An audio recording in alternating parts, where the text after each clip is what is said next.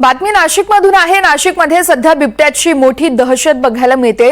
रोज कुठे ना कुठे बिबट्या दिसल्याच्या चर्चा या कानी पडत असतानाच वडनेर दुमाला या परिसरामध्ये रक्षाबंधनाच्या पूर्वसंध्येलाच 3 वर्षीय आयुष भगत या चिमुकल्याचा बिबट्याच्या हल्ल्यात मृत्यू झाला होता। दरम्यान या घटनेला आता 5 दिवस उलटलेत, मात्र अजूनही बिबट्या वनविभागाच्या हाती लागलेलाच नाहीये, त्यामुळे गावकऱ्यांमध्ये भीतीचं वातावरण कायम आहे। दरम्यान वनविभागाच्या वतीनं परिसरामध्ये पिंजरे लावण्यात आलेत, ड्रोन कॅमेऱ्याद्वारे नजरही ठेवली जाते। नागरिकांमध्ये प्रत्यक्ष तसेच सोशल मीडियाच्या माध्यमातून जनजागृतीही केली जाते।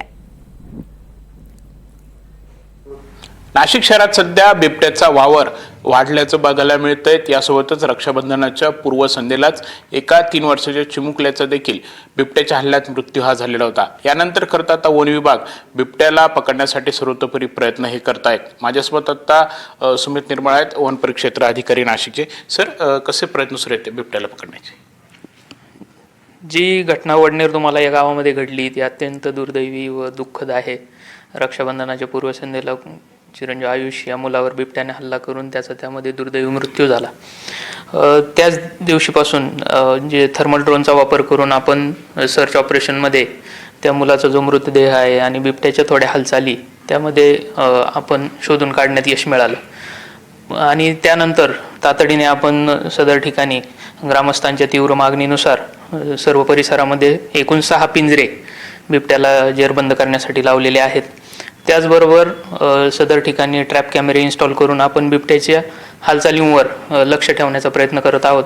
तसेच रोज रात्री कॉम्बॅट आर्मी एव्हिएशन स्कूल येथील जे ATC आहे, एअर ट्रॅफिक कंट्रोल रूम, यांच्या परवानगीने आपण थर्मल ड्रोनच्या सहाय्याने सदर बिबट्याच्या हालचालींवर लक्ष ठेवून त्याचा शोध घेण्याचा प्रयत्न करत आहोत।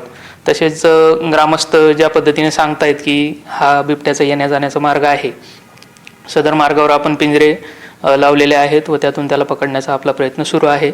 तसेच आपली संपूर्ण टीम दिवस रात्र सदर परिसरामध्ये घरोघरी गस्त करून सर्व नागरिकांना जागरूक करण्याचा प्रयत्न करत आहे।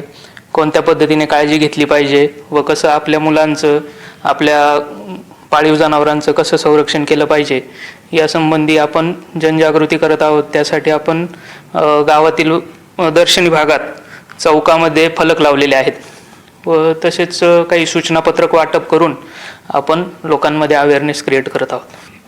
आपण बघत आहोत तर अशा प्रकारे वन विभागाकडून सर्व प्रयत्न हे केले जात आहेत। मात्र यासोबतच नागरिकांनी देखील तेवढीच खबरदारी घेणं, सतर्क राहणं हे देखील गरजेचं आहे। कॅमेरा कीपर्स प्रांजल कुलकर्णी, NDTV मराठी, नाशिक।